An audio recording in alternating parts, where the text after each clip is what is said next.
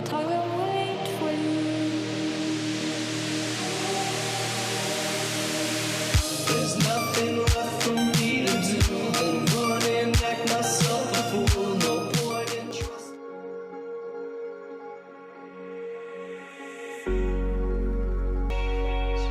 And you're having fun. Why don't you show your friends?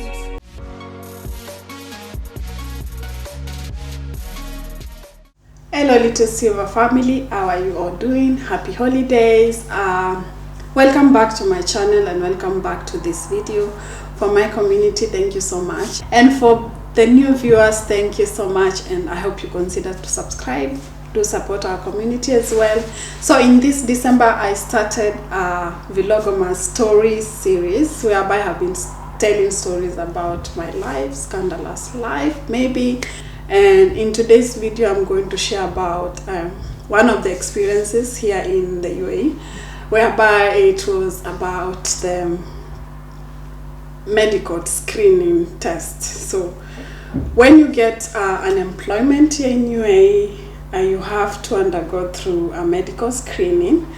And for some reason, I wasn't scared for whatever other things they were going to find. But knowing myself, and the last time I did test for HIV, I was really scared. Ukishajua tu like milima na mabonde umepitia, hakuna mtu anakuanga tayari kupimwa kaukedi. If you have maybe tuberculosis, some hereditary conditions, which I'm not sure, they don't usually specify. But one for sure they do blood test about is HIV. And if you have HIV, what happens? You're usually deported as per the information I have.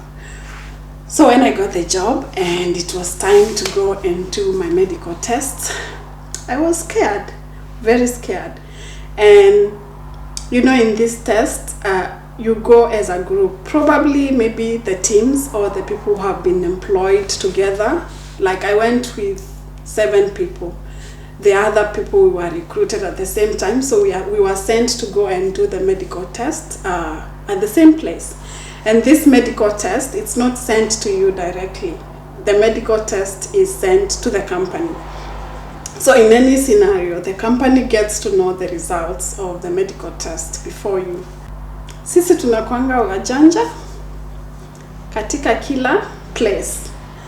So mimi vile tulienda reception kujiandikisha, waiting, and we had the token numbers where we would wait to see the doctors to be taken our blood samples. I saw one guy who was in the reception and he was a black person. So I started becoming friendly, which is not good because later on they took it the bad way. Not the bad way really. They misinterpreted because they thought maybe I'm flirting with them, but not really. I was just trying to be friendly because I was on a mission. My mission was I wanted to get friendly to this person, but I took his number eventually. So when I took his number, I was like, hey, you know what? You know the embarrassment which is usually there, like if you get a positive results for these diseases, and especially HIV. I don't want to be embarrassed and maybe police comes to pick me and deport me. I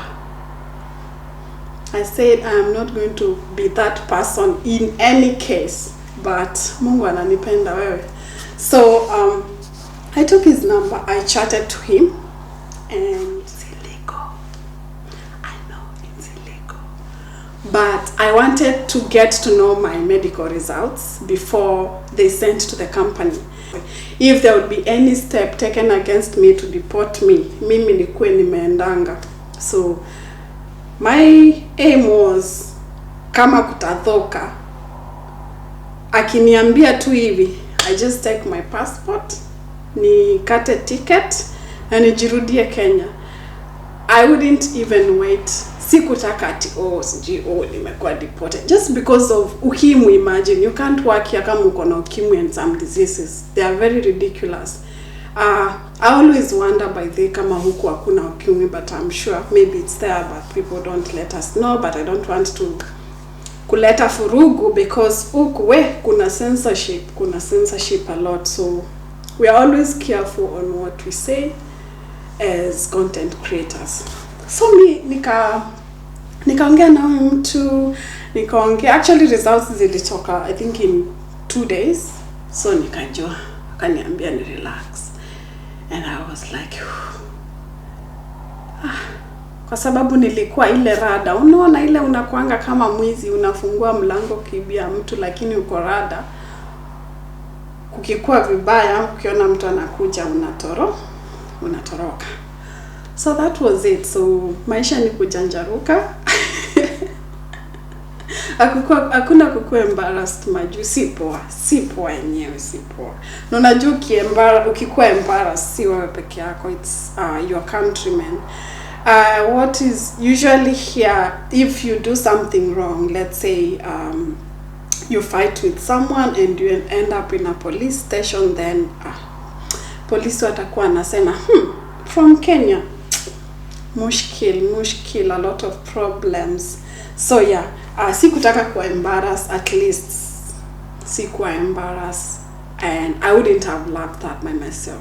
So another important information, I think, in relation to this, not the medical screening, but the insurance thing, because when you're employed, the company gives you insurance.